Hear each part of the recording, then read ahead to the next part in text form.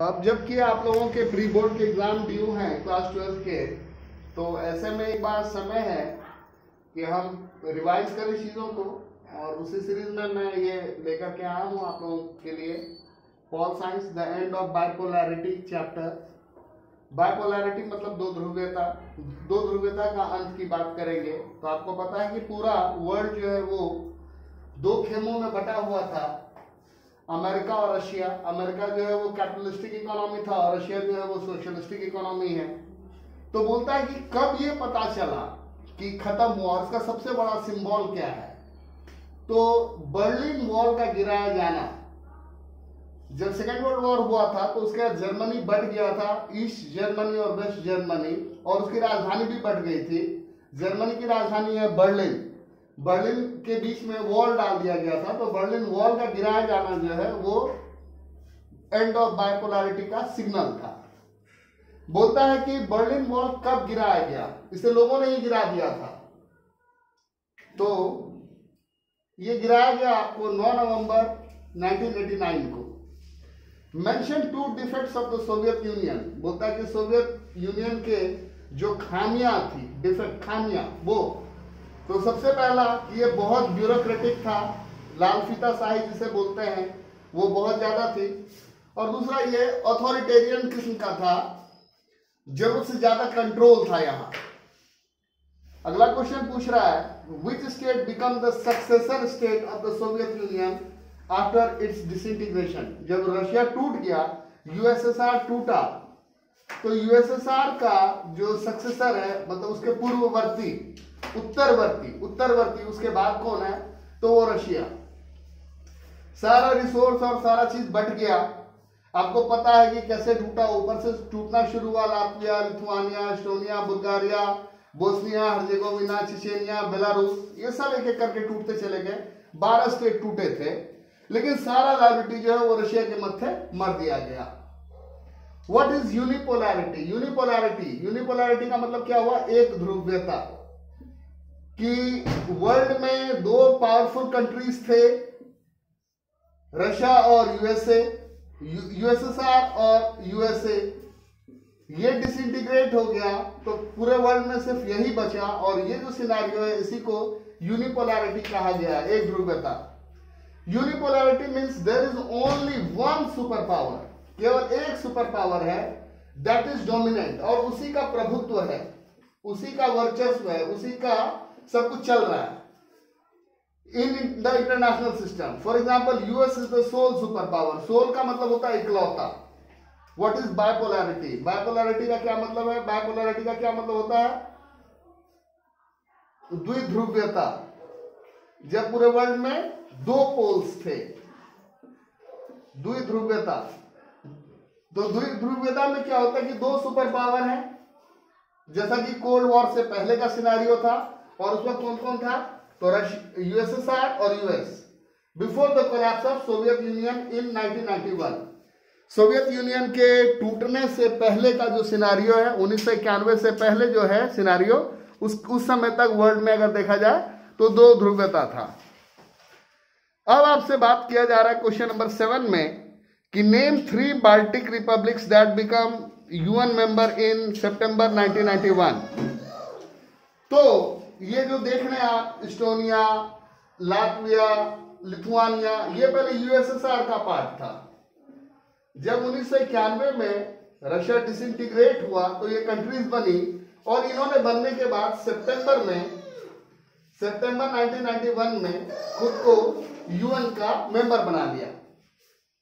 बोलता है what are the sources of economic benefit. वो संसाधन क्या है जिससे इकोनॉमिक बेनिफिट मिलेगा सेंट्रल एशिया में। तो सेंट्रल एशिया में आपको पता है कि हाइड्रोकार्बन, जो पेट्रोल है, वो बहुत सारे ऐसे कंट्री है, ईरान, इराक, कुवैत, जो जिनका मेन इकोनॉमी जो है वो क्या है, पेट्रोकेमिकल्स पे बेस्ड है। और पेट्रोकेमिकल्स क्या है, हाइड्रोकार्बन्स।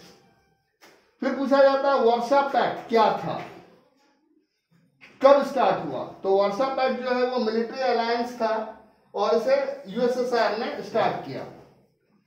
अगला क्वेश्चन जो आप क्लास 9 से पढ़ते आ रहे हैं कि रशियन रेवोल्यूशन कब हुआ, तो 1917 में और इसी में जार का जो शासन है, निरंकुश शासन, वो निरंकुश शासन व्यवस्था खत्म हो गई थी 1917। आप याद कर लीजिए ईयर, और इसी में जार निकोलस जो है वो खत्म हो गया। आइए देखते हैं, on which ideals was the Soviet system based. बोलता है कि सोवियत सिस्टम जो था वो किस सिद्धांत पे आधारित था, तो सोशलिज्म के सिद्धांत पर आधारित था। सोशलिज्म का मतलब होता है समाजवाद। बेसिकली इसमें क्या होता है कि फैक्टर ऑफ प्रोडक्शन जो है वो गवर्नमेंट के अंदर रहता है। गवर्नमेंट डिसाइड करती है कि क्या प्रोड्यूस होगा, कितना प्रोड्यूस होगा, किसके लिए प्रोड्यूस होगा, चीजों की क्या कीमत होगी। अब यहाँ पे पूछा जा रहा है हु इज गोर्बाचोव, गोर्बाचोव कौन था। तो गोर्बाचोव जो थे वो जनरल सेक्रेटरी बने कम्युनिस्ट पार्टी के 1985 में, बाद में वो प्रेसिडेंट भी बने। और आपको पता है कि उन्होंने ग्लासनोस्ट और पेरेस्ट्रोइका, ग्लासनोस्ट और पेरेस्ट्रोइका ये नीति अपनाई, खुलेपन की नीति, ओपननेस की नीति। बोलता है who was Lenin, Vladimir Lenin कौन था। तो व्लादिमीर लेनिन जो है वो बोल्शेविक कम्युनिस्ट पार्टी का फाउंडर था और वो रशियन रेवोल्यूशन में बहुत बड़े नेता भी थे। आपको पता है कि आपने रशिया के बारे में पढ़ा है, क्लास 9 में पढ़ा है, तो आपने पढ़ा होगा कि वहां पे दो पार्टी था, एक था बोल्शेविक पार्टी और एक दूसरा था मेंशेविक पार्टी। तो बोल्शेविक और मेंशेविक के बीच में क्या अंतर था वो मैं अभी डिस्कस नहीं कर रहा हूं, लेकिन मेन जो अंतर है कि मेंशेविक जो था वो उसमें ये बिलीफ था कि कुछ सिलेक्टेड लोगों को ही इसके अंदर मेंबरशिप दिया जाए। इसमें लेनिन ने कहा कि नहीं, जो पार्टी होगा वो सबके लिए खुली होगी, कोई भी इसका मेंबर बन सकता है। और इस तरीके से बोल्शेविक पार्टी का बोलबाला आया और इसने रशिया पर रूल किया। फिर बोला जाता है name the provinces which become independent of Yugoslavia after 1991। बोलता है कि उन प्रांतों के नाम लीजिए जो यूगोस्लाविया से आजाद हुए थे 1991 में। तो वो प्रोविंस कौन कौन है? क्रोएशिया, स्लोवेनिया, बोस्निया और हर्जेगोविना। इसमें हर्जेगोविना और एक और जगह था चिचेनिया, वहां पर बहुत ब्लडी, बहुत बुरे तरीके से संघर्ष हुआ और बहुत खूनी संघर्ष के बाद यह आजादी हुई थी। मैं आपको यह सजेस्ट करूंगा कि आप वर्ल्ड मैप पे इनको जरूर देखिए। Which republics are oil and gas producer? बोलता है कि उन देशों के नाम बताइए जहां पर ऑयल, पेट्रोल और जो गैस है वो उसके प्रोड्यूसर है। तो उसमें कौन कौन सा है? अजरबैजान, कजाकिस्तान, रशिया, तुर्कमेनिस्तान और Uzbekistan. Why did the coup take place in USSR in 1991? कूप का मतलब होता है मिलिट्री विद्रोह। जब मिलिट्री विद्रोह करती है तो उसको कूप बोलते हैं। तो बेसिकली जो गोर्बाचोव की पॉलिसी थी वो थी शॉक थेरेपी।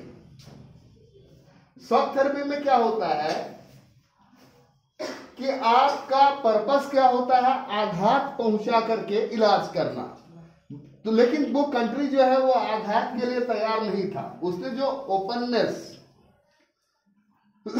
का रिफॉर्म लाया वो एक झटके से, जिसके लिए कि रशिया तैयार नहीं थी। The coup took place in 1991 as the headliners in the Communist Party were against the reforms initiated by Gorbachev। यहीं पर आप ये भी पढ़िएगा, बिगेस्ट गराज से, विश्व की सबसे बड़ी गराज से, विश्व की सबसे बड़ी गराज से ये क्वेश्चन है, पूछता है कि ये क्या था। तो बहुत सारी जो गवर्नमेंट प्रॉपर्टीज थी उसको बहुत औने पौने दामों में बेच दिया गया प्राइवेटाइज करने के लिए, और इस चीज को सबसे बड़ी गराज सेल कहा गया। फिर बोलता है कि मिखाइल गोर्बाचोव ने कब ये रिफॉर्म शुरू किया, फिल इन द ब्लैंक्स में है, तो 1985। बोलता है who was the first president of Russia. Russia का सबसे पहला प्रेसिडेंट कौन था? तो बोरिस येल्सिन। बीच में एक वेब सीरीज भी आई थी, तो उसमें भी येल्सिन को दिखाया गया है, यूक्रेन पे बेस्ड थी, और उसमें गोर्बाचोव के बारे में भी जिक्र है। यूक्रेन में आपको पता है कि न्यूक्लियर ट्रेजेडी हुई थी। Who was the first president of Russia? तो बोरिस येल्सिन, 1991 से लेकर के 1999। Who was the leader of Soviet union? Soviet union का नेता कौन था? तो लियोनिड ब्रेजनेव, 1964 से 1982 तक। फिर बोला जाता है what is shock therapy? Shock therapy के बारे में मैं अभी बात कर चुका हूं। शॉक थेरेपी क्या है? ये मॉडल है ट्रांजिशन का। ट्रांजिशन मतलब बदलाव। कैसा बदलाव? तो आप सोशलिस्टिक हैं, लेकिन आपको कैपिटलिज्म, समाजवाद से पूंजीवाद, कैपिटलिज्म मतलब क्या हुआ? पूंजीवाद मॉडल, पूंजीवादी मॉडल। तो सोशलिस्ट इकोनॉमी से कैपिटलिस्टिक इकोनॉमी की ओर ट्रांसफॉर्मेशन है। किसका? तो रशिया का, सेंट्रल यूरोप का, एशिया के कुछ देशों का। और ये जो है वो किया जा रहा है क्यों?